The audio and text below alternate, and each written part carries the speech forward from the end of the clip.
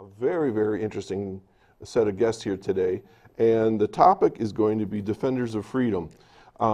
This particular program is near and dear to my heart because not only do I have a son that's in Afghanistan at the moment, but I also have a dad who just did the Soapbox Derby, and he's a veteran. I want to welcome to the show Greg Peterson and Gary Chilcott. And Greg, you're part of this Defenders of Freedom program, and Gary, you're the Director of Veteran Services for Chautauqua County. So far, I got everybody's name right, and I got everybody's title right? Okay.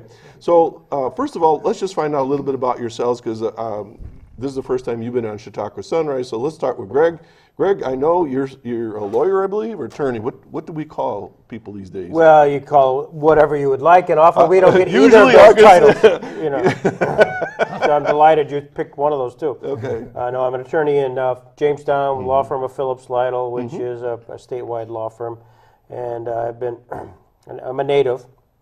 So this is my hometown, and been involved in a variety of projects, and this is one of them. Oh, great. And Gary, how about yourself? What brings you to the program today and your background a little bit? Well, I'm not a native. My wife is a native. We grew up here, married here some years ago. Then pursued an Air Force career. That was a wise statement to put that, because your wife probably is watching and she'll say, "Don't you dare." So I'm sorry, you were married for a number of years. And then I swept her off to the Air Force for 28 years. Kind of toured the world, if you will. Lived in several different places. Then spent 15 years in education after that, public education. Where? In Ohio, primarily, and then we moved back here, and I traveled evaluating junior ROTC programs. Oh, wow. With across 11 states.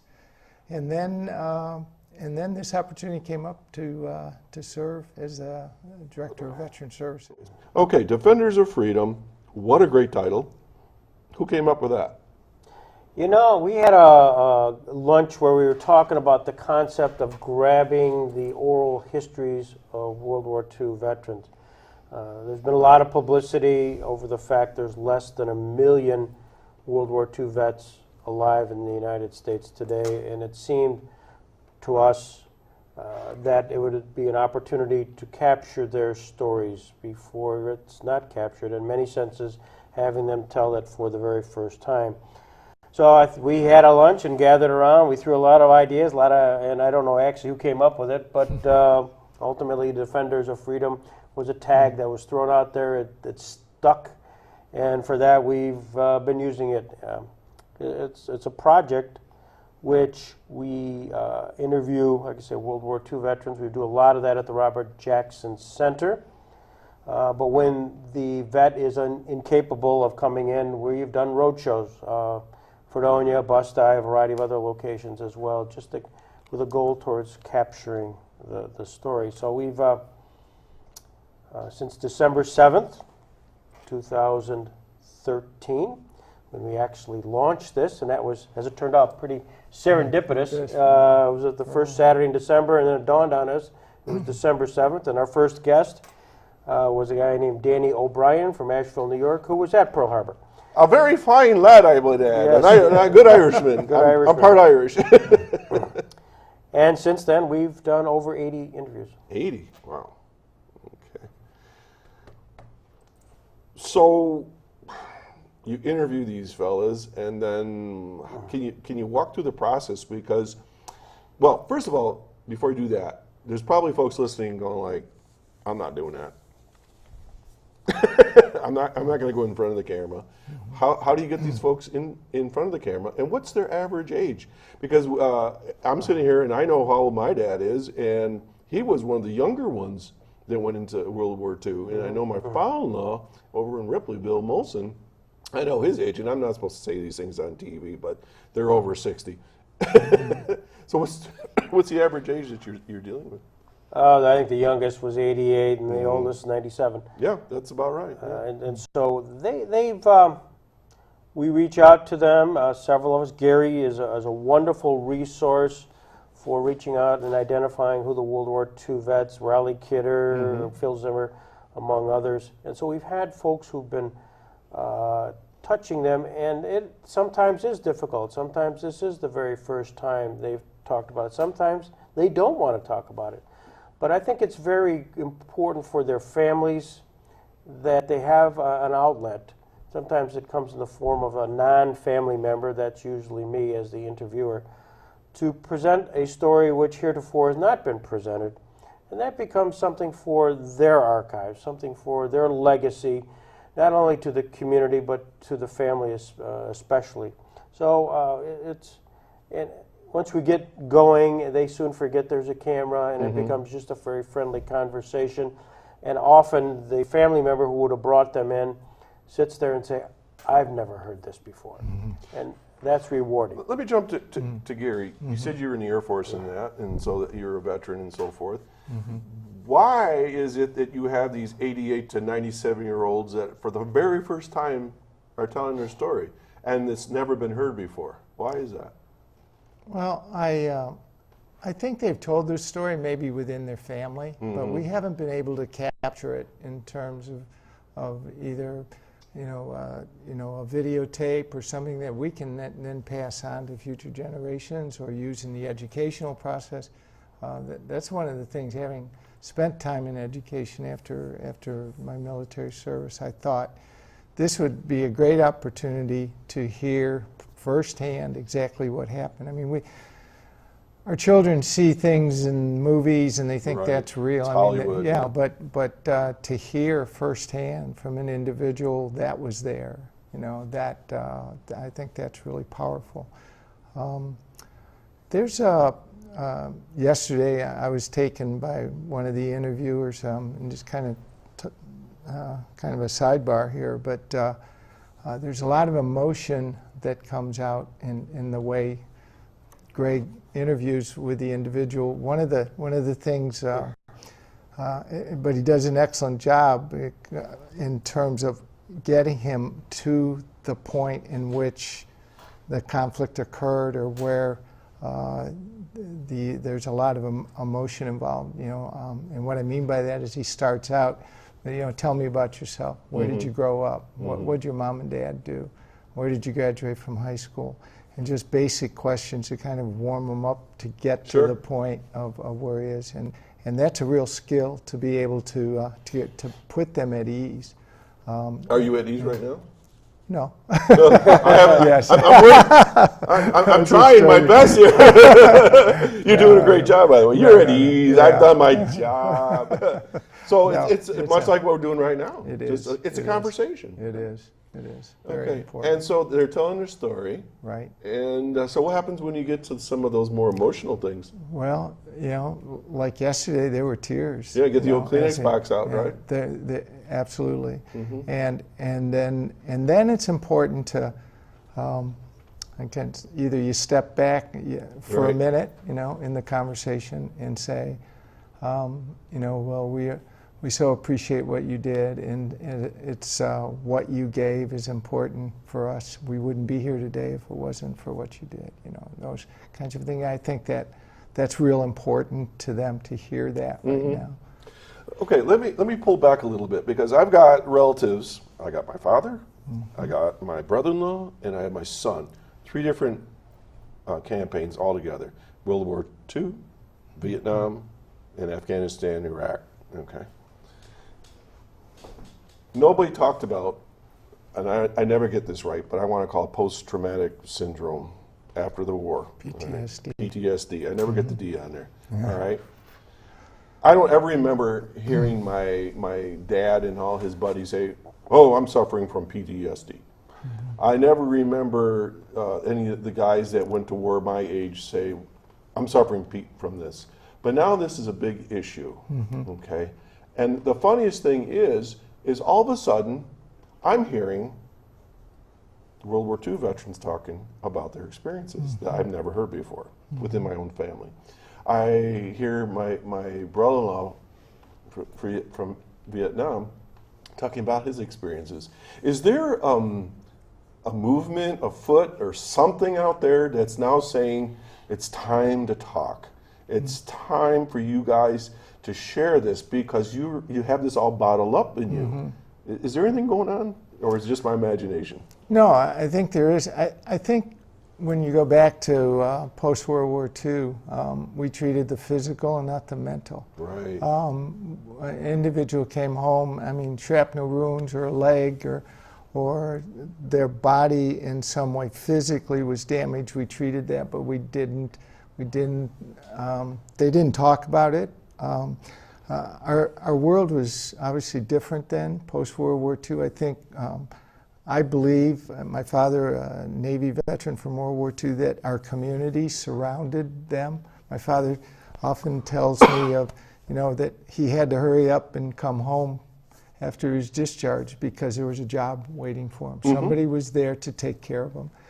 The family unit was intact, and it embraced him. And obviously we had the GI Bill. We had the services from the government to build a home, to get an education, and so our World War II veterans were assimilated back into our communities very well. Korea, then I think probably similarly. Not much had changed. That war came shortly thereafter, World War II. Vietnam was very different. Yeah. One, it was a longer war, protracted war. It wasn't decided clearly at the end of the war. We always left hanging. There wasn't a clear victor. And then there was a lot of obviously discontent in the country. So, and then we move on to our current war. So where does all that lead us? I think things happened in all those wars, but they really weren't brought to the front until where we are now, in Iraq and Afghanistan. I think those things existed. I mean, there was shell shock. We talk about shell shock is what they call it in World War II and even World War I. But shell shock is PTSD. I mean, it is. I don't want to go back there. I'm waking up in the middle of the night. I have nightmares. There's one other element too, and I hear this particularly with our World War II veterans, and that is, those things happen, but I don't deserve anything from it. I came back. I assimilated back into the environment, and my family took care of me, and I don't deserve anything. I think that's what Tom Brokaw calls the greatest generation, that they stepped beyond that they don't need any disability. I was taken by a veteran the other day that, he's still got shrapnel in his leg, and he gets no disability, never has since the 1940s. Wow. And I'm saying, why didn't you come forward? You earned it, you deserve it, you should have gotten it. And he said, no, it's for the other guys, Right. And it's that attitude, that circle of brothers kind of a thing. Exactly. Yeah. Take a breath, relax. All of these World War II vets, certainly we've been interviewing, were 17, 18, Just kids. 19 years old Yeah. when they were exposed to some real difficult times, atrocities. Yeah. And part of the boot camp experience is, in fact, it takes pain to gain. Right. And it's also a certain individualism. And anybody who was not part of that individualism, which then led to teamwork, it's all part of that culture, which I'm sure is inculcated in them. And that became something they wanted to transmit to us at our ages. And we'd like to hopefully think some of that passes through. We filter it a little bit more now. But I think that's very real, and they are proud of what they accomplished. They are proud that they did not have to seek assistance. They came back. Very independent. There was there was parades, but ultimately they had to get a job. Right. And they got a job, they had to provide for the families, and that's what really drove them. And I'm taken by that over and over again. And frankly, in today's society, some of the things you just mentioned early on, these are role models that part of this program, the Defenders of Freedom, is to capture, edit, because the attention span of most is not as long as it used to be, and to show that your next door neighbor who you took for granted, who was out there in the garden, who looked at 90 years old with a cane, was an amazing human being who had He really did that, yeah. And we can sort of do that. Okay, we've got a call. You want to take a call? Sure. All right, good morning, caller. I think you're producing videos of veterans and stuff. I was just wondering where you can find that. I mean, my grandfather died in 2000, and he was a World War II veteran, but he had Alzheimer's, and I was just wondering, where you can find other people's, experiences and stuff. If there's a place online or so where are you these can videos? Get a DVD or... All right, I'll let you talk about that. That's a good question. Thank you. Thanks for calling in. Yeah, we've, like I say, done about 80 interviews, and of those, what the process is, we then pause, edit them, and we also do it with a green screen behind us. So when they talk about a specific event of which there is footage which might be associated with that event, we try to put that. So there's an editing process, unlike this particular program, which can be presented right here, right now. That is something which is going on. And we have 4 or 5 of them up at the Robert H. Jackson Center YouTube site. Oh, okay. They're up, and certainly offline, or I can give you that later. Our goal is to get them all up after they're edited, and to provide them. So if they go to YouTube, would they put in Defenders of Freedom? I'd probably type in Robert H. Jackson Center. Okay. And then Then particular work names your way will pop through up, there. yeah. Okay. Our goal is, and it's a very good point, is to take then, once we have a critical mass, we'll put them on a separate web page. Okay. But you talked about this green screen. So if I'm the veteran, behind me, I got this green screen that we sometimes see on TV when they're producing things. So what's the magic of putting the video of Iwo Jima or Nagasaki or Hitler marching or whatever? I mean, you have the technology for all that over there, or is this sent to a company? Or No. We have the technology there. It's kind of a neat, it's a download for iMovie. And there's enough stock footage out there, right, to particular battles. the History Channel and stuff. And I'll give you just a brief example of what recently happened. We did an interview with a guy named Conrad King. Conrad King from Asheville, New York. I know who he is. Okay. And he was one of the founders of King's Heating, which is very much into play. And he's 90 years old. During the course of the interview, an hour plus interview, we talked about the fact that he was on the USS Essex, that he was a group of 8 of them were on a gun turret, and that particular day when they were fighting the Japanese plane got through and to them, and so shoot. And a 250-pound bomb landed directly on his turret. And then he's telling this story, and of course our jaws are on the ground. Right. And hits the turret, and he goes flying.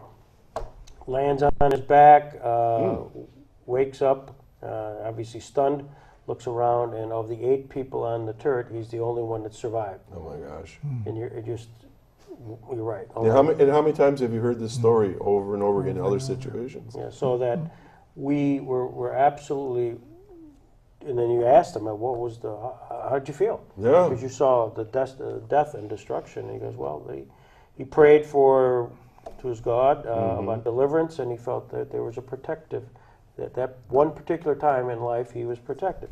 So, back to the green screen.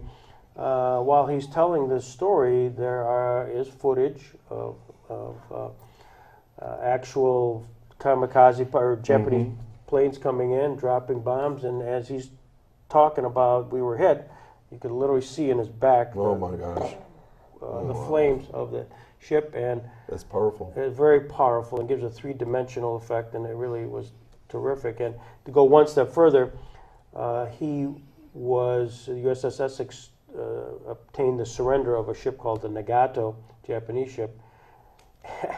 You can't make this stuff up.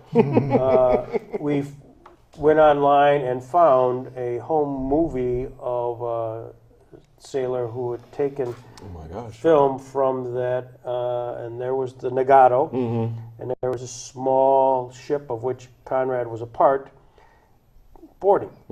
And then he went on to say that, and then when I got on there, I got on the masthead and I took the Japanese flag down, and put the U.S. flag up, got the surrender of the boat, and oh, by the way, and he reaches in his bag, this is the flag. The Japanese. All this time he's had that flag. Oh my gosh. So from a video perspective, you'd say, so you got the movie of the Nagato, and then boom, he shows that. Oh my gosh. And to go one step further, I hate to take up all this time, but it's, This is your one show. guy. I don't have that much to say. Well, to go one step further, this same Conrad King, USS Essex, was going to be the ship assigned to be where the Japanese would sign the surrender. Okay. At the last minute, General Eisenhower decided it would be the USS Missouri. So the Essex was tied up next to the Missouri, and he was on the second deck looking down. He's describing this. Looking down, and there is the ceremony. Happening. And son of a gun, you tool around, and there is a video on YouTube which has, from the second deck of a ship, which I assume is the Essex, showing what he would be seeing. And that's incredibly visual, and we've done that. That's now on YouTube, the Conrad King story. Wow. About an 8-minute piece, and if you don't, after watching that, walk away, say, this is magic. And here's a guy that lives in Asheville. He's a guy who's a neighbor. Everyday guy. And putting that extraordinary piece. And we want to take the time to do that for the family, for him, and certainly for part of the education of which Gary was so much a part of understanding war. And war is hell. I mean, there's nothing glorified about it. And so that's one of the other messages to come across. But that just gives you an idea how we use the actual production. Excellent. Gary, now I'm sitting here listening to the story of Connie King, because that's how he goes, I'm pretty sure. And people are watching this and say, well, I was in World War II, and, I saw action, but it was nothing like that, and who would want to hear my story? I say wrong. Exactly right. So who are we looking for? You mean as far as Connie this King story? No, as far as Defenders of Freedom, who is this for anybody from World War II? Men, women, behind the scenes?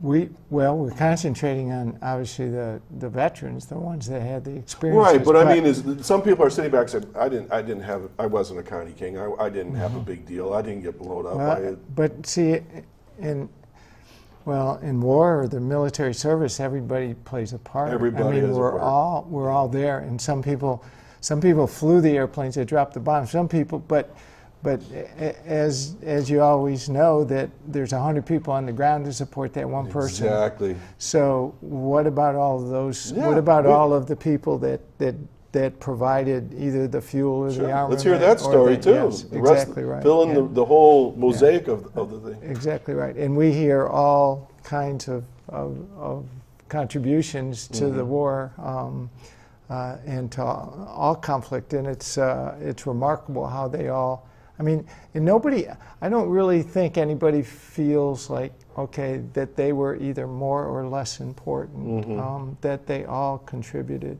And I think that's important because they all did, and they all need to be recognized. Have you interviewed any women yet? We did. They're out there. They're out there, yeah. We have interviewed a few, one from England who was a young child who was there during the Battle of Britain. And that was incredible. There was also another lady who was involved as they were caught up in a prisoner of war camp in the Ukraine. And so we have, it's a great question you have, Doc, is we've had folks that are on the ground, we've had folks that are in the administration who were procurement. We've had the folks who flew the planes, we had the folks who were the front line, and all of it, which was a team. Okay, let's see if I have a question here just popped in. Okay, the question here is, go ahead, Gary, I can hold this, go ahead. Okay, well, there was just one thing Greg said I wanted to add to, and that was, and I'm not, the stories begin to blend together after a lot of time, but one of the things that has recurred in this, and it might have been with Connie King, but I know it was, if it wasn't with him, it was certainly with others. Remember, he was the only one that survived of the 7. one of the things he did after the war was to come back to the families Oh, nice. of his friends, of his, to talk about that. What happened that day Yeah, and bring closure and to that, them. exactly, and that's Very very, noble. that was a very important thing that we've heard many times over, that connection in the military when you're in life and death struggles is so, it's a dynamic you can't really describe, that it's, that their family, their family, and so when they come back, even it might be a short time they're together, but they're in this stressful environment, then they want to make sure they have closure with the families. Okay. And that's happened in all our wars, by the way, Vietnam too. Yeah, I know. So, Yeah, I heard that time and time again. I have a question, and this is kind of a difficult question, but it says, this was just through Twitter here. It says, how do you deal with people that have either mild Alzheimer's? Do you record them even though maybe they have somewhat of a memory loss, or do you bring family members in that can help them along and tell the story, or what do you do in those situations? Have you crossed that problem yet? We have. we have. We have. We are very understanding, patient, and often, and I'm not a diagnostician, I'm not a doctor, I don't fully understand Alzheimer's, but if we get them back to a time and place, which is in the 40s, then we hit a couple of notes which Some resonate. familiar ground for them. Yeah. And then they'll come, and then you have an opportunity to extract that from it, and then it sort of opens up. And sometimes they repeat themselves, Sure. but whatever they're repeating is important. Right. And we have had that opportunity, and yes, having family members there who can sometimes prod, saying, why don't you ask about this, or ask about Mom, and that will then trigger that conversation, how we got into war. And so you get those cues. And yes, yes, the answer is we do want their stories, and they do have a story. And we do, when the day is done, get something special for the family. I would say, in all due respect to the veterans, hurry. Get this done soon, because they're aging out, and whether their mental faculties are going or their physical ability to get around is maybe being impaired quickly. Right. This is a story that's disappearing very quickly. It's no different than our own family genealogy, is where the story is disappearing unless you grab it now and you can record it. What do you hope to do with these vignettes? I mean, I know they're on YouTube, and I know that you've captured them, but do you see further purpose for these stories? I guess I'll take a shot at it. Our goal is, yes, preservation first. Tell the story. Tell the story, get it in the can. Secondly is to be able to do what we do, is to edit them so that they're put into some sort of context. Then, once we do that, we hope to then, we have 80 of these now, be able to categorize them, put them in certain theaters of war, and tell a story. Tell a story. Riley Kidder did such a phenomenal job when he did the Hometown Heroes Go to War, and continues to do that even with his most recent Vietnam book. But to capture that and to do that in a visual format. The books are terrific, but there's always something more when you can see the vets talk about their process, sometimes emote. To me, that's real, and have that as an educational tool. Have that for documentarians. Can teachers use these? Teachers use them, absolutely. Sure. Pull it right off YouTube. There it is. And it's the neighbor. I mean, when they talk about World War II and they get to the point where, all right, here's somebody who was at the Battle of the Bulge or whatever it happened, or at the signing at the end of the war. Boom, boom, and there's a 5-minute clip, and that guy lived in Asheville, New York. How cool. How I cool. witnessed the history. Okay, question for you. I'll throw this to Gary. I'm a veteran. I'm making this up. I'm a veteran. I lived in Ohio, and now I've moved to Chautauqua County. Can I tell my story? Absolutely. So I don't have to necessarily be from Chautauqua. Yesterday was all Pennsylvania. Absolutely. It was Youngville, it was Kane, and it was Warren County. So No, there's no, we don't have a border. Okay. So. I got another Twitter question here. Where does your funding come from for all this? The funding from this has come through individuals, has come through the Elks, the Robert Jackson Center, various veterans organizations, the Chautauqua Region Community Foundation have supported us. We are all volunteers, like you, like this program. And we do that for the love, but there's certainly a cost for the material, there's the cost for the tapes, and that process. So the fact that it's underwritten, and we're certainly welcome donations. It's done through the auspices of the Robert H. Jackson Center. And people ask why, that there's a linkage. One, it's me, I guess, and the other is the fact that Robert H. Jackson was the chief American prosecutor at the Nuremberg trial, which really was the bookend of World War II. And so it's Nuremberg trial was the preservation of the documentation of the perpetrators of World War II. And perhaps this is a preservation of those who participated in World War II. And we're not limited to, frankly, just folks that were involved in the United States. We've interviewed Italian soldiers. We've interviewed people who, I guess I mentioned, in Britain and Ukraine. If they happen to be within shouting distance of us, we're delighted to gather their story, because everybody has a story, including you, Doc. I do. And someday we'll turn the tables. The other part of the question was, and this is whoever sent the question, it's a great question. Let's say someone like Conrad King had a little home video, or they have pictures. Are any of those things being preserved by this program? I mean, are you taking pictures of the picture, copying of the films and things? Everyone that comes in after the interview or before, many of them bring pictures with them. They'll bring a book. In fact, and Conrad King, he actually had a binded book of his whole experiences.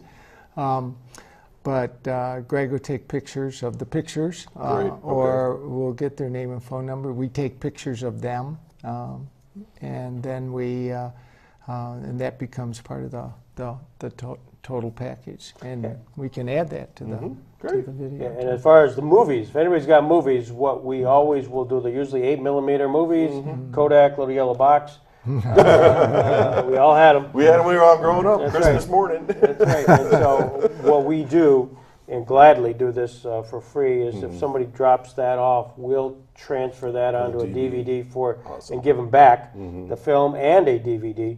But of course, we keep a copy for our use, and that we're glad to do it anytime.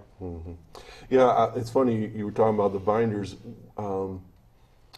When I visit with my dad, sometimes we'll go down in the basement, and down there has all the history of World War II from his perspective, and he's got the binders, pictures, and where I'm leading with this is, do you ever hear funny stories? I mean, you said war is hell, okay? My dad said, Dad, don't worry, I'm not gonna tell all the stories you told me, okay? But there was some levity behind the scenes during the off time and things. Do you ever hear those stories? It's one of Greg's questions, and it's a great one. Sometimes, I think the veteran many times might be, we're so involved with the experiences and sometimes the bad things of war. Weren't there humorous times? Weren't there what did you do for fun?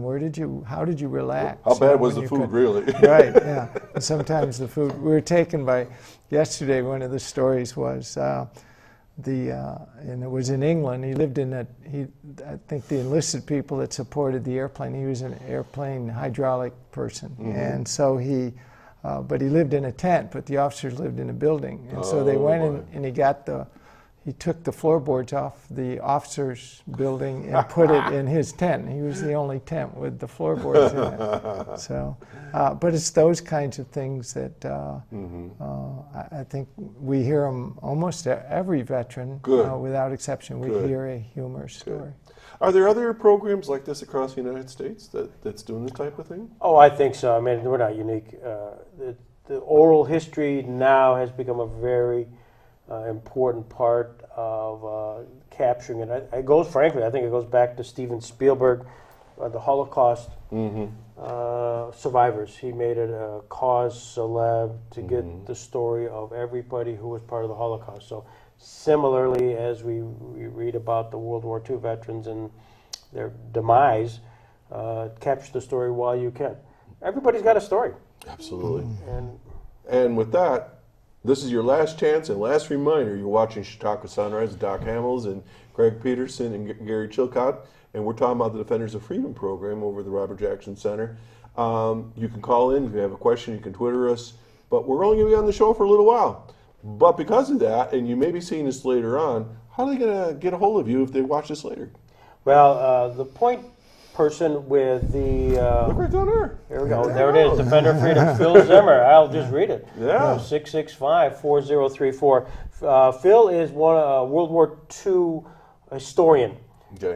And he's part of this project. There are several people who are part of the Defenders of Freedom project, and Gary, myself, Ron Cotton, Linda Harvey, Steve Massa, the folks at the Jackson Center. But Phil is the point person, and if you know of somebody who might be willing or want to, and by the way, if you can't physically get here, or if the person has a hard time traveling, the Elks provides transportation to the Jackson Center. Awesome. And the reason that's preferable is because, again, the green screen. We'd like to be able to take advantage of that for future editing, but if the person is disabled and can't, and it's not practical, we'll actually travel. Very, very good. So nobody should feel an exception. If you could be in independent living, you could be in a nursing home, you could be anywhere, you will travel and get that story.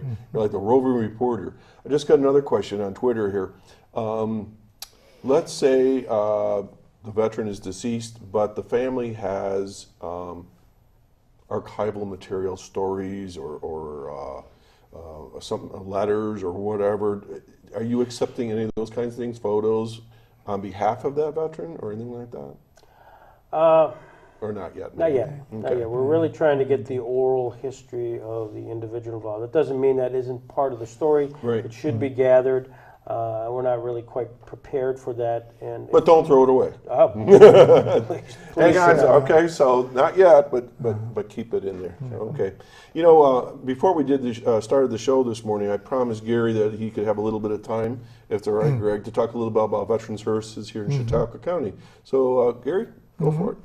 Well, I'm really pleased to be in the job. We have over 10,000 veterans in the county. 10,000? 10,000. Out of 135,000 people, we have yes, sir. 10,000 That's veterans. correct. Right. And we have a lot of needs out there, and we continue our outreach. We have the VA clinic. We have two, what they call small VA clinics, one in Jamestown and one in Dunkirk. We are right next to the VA clinic in Jamestown, 610 West 3rd Street. We do pension claims, disability claims, also education, all of the benefits that a veteran should and has earned, we are able to provide. They only need to come see us. Call us, our number is 661-8255. That's really important. We provide those same services in Dunkirk. We have Lori Dispenza is our Veteran Service Officer up there. She is currently at the Dunkirk Senior Center, and that's been the location of the office for the past, long time anyway. But we're in the process of moving her to the VA clinic, which is very close to that. So that's that's the outreach that we have. We will come to you, though, when you talk about disability or if there's a serious situation or whatever, like we do home visits, okay, when the need arises. So family members, they can call us, and scheduling permitting, we'll come to them. But my Twitter is lighting up here. Another Yes, sir. question was, do you help them get connected with any schooling for veterans? yes, we talked about the old GI Bill. There's a lot of modifications to it Sure. since World War II, obviously, but it is very lucrative. Returning, someone getting out of the service right now from Iraq or Afghanistan, the tremendous benefits for them.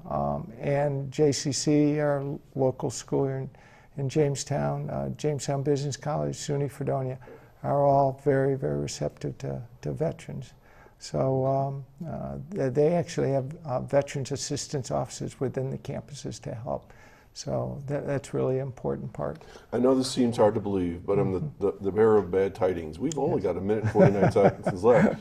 So Greg, how about half a minute, whatever you want to say about the Defenders of Freedom program and any more contact information. This is all yours. Oh, great. Well, I'm thrilled that you invited us. I'm thrilled we're able to have an opportunity to talk about this program, which has, I think, a terrific impact on Gary and I and those involved on the other side of the camera, to be able to have the vets tell a story, which in many instances is the first time. And certainly it's the first time where it's been done in sort of a organized way, and to be able to ultimately use them for academic reasons, for documentary reasons, and for family reasons. It's a very, very exciting thing. And for those who are interested in contacting us, again, to contact Phil Zimmer at 716-665-4034. Interestingly enough, I'm going to be interviewing a gentleman by the name of Henry Mayer at Chautauqua this Tuesday at 3:30, who is from the Holocaust Museum, who has in fact been an archivist and has been tracking down a variety of folks along those same lines. So it's all wonderful, and I'm thrilled that you're giving us an outlet here. Awesome. And Gary, I assume that people can call you at your office if they have any questions about veteran services from here on Absolutely. All right, and maybe we'll have you come back and talk more on that. Okay, well, guys, I want to thank you for coming on the show today. This is very heartwarming, and it's also kind of sad in many ways too. But it's a great program, and for those of you who are out there watching, give them a contact. I'm Doc Hamels. You've been watching Chautauqua Sunrise. I want to thank all the veterans out there. Get your story, come over and tell it so that we can have it for many, many years to come. Be well, have a great weekend. There you go. Thank you.